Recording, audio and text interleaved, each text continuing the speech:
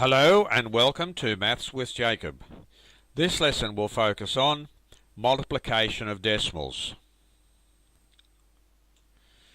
When multiplying decimals, just multiply the digits normally and decide where to place the decimal point at the end.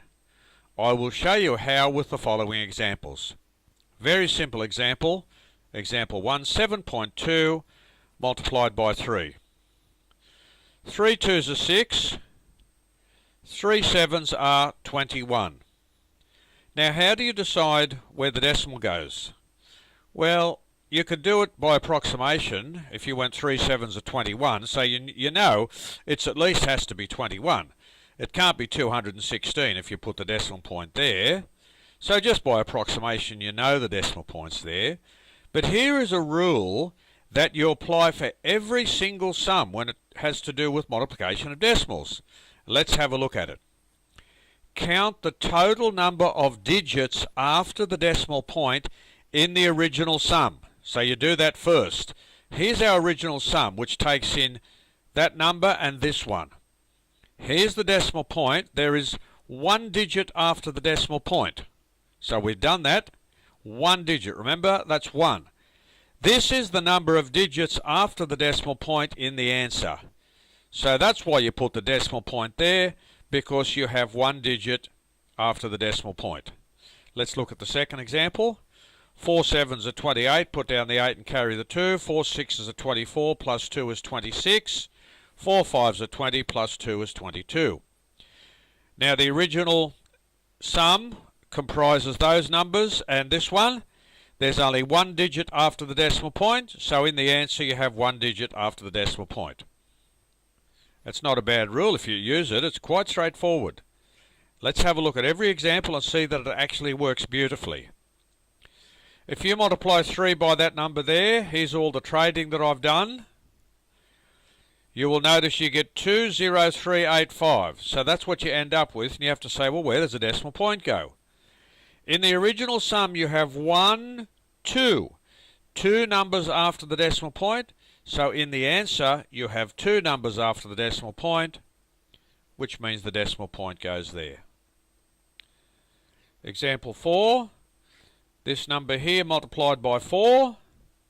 When you do all that multiplication with the necessary trading, you get those 7 digits there.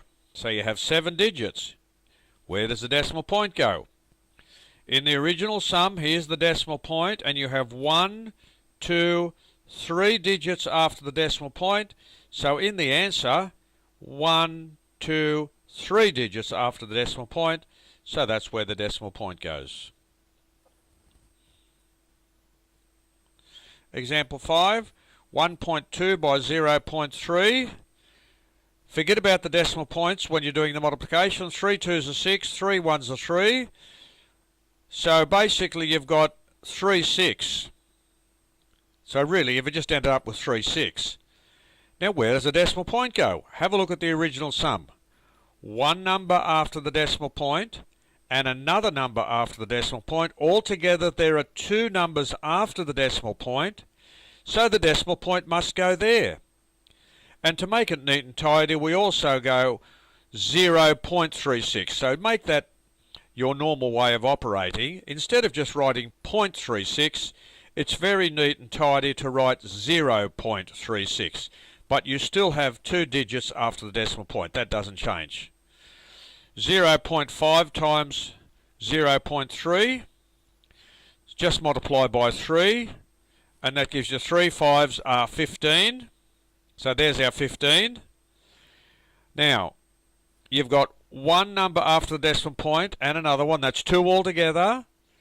So you put the decimal point there because here we are, 2 numbers or 2 digits after the decimal point, and just put the 0 there to make it neat and tidy.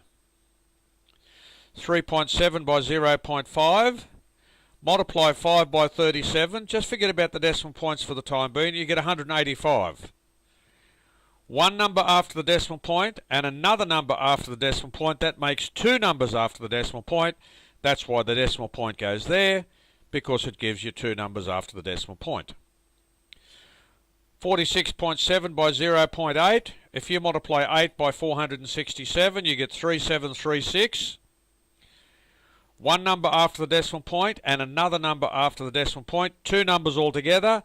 In the answer, two numbers after the decimal point. It's quite a straightforward method and it always works.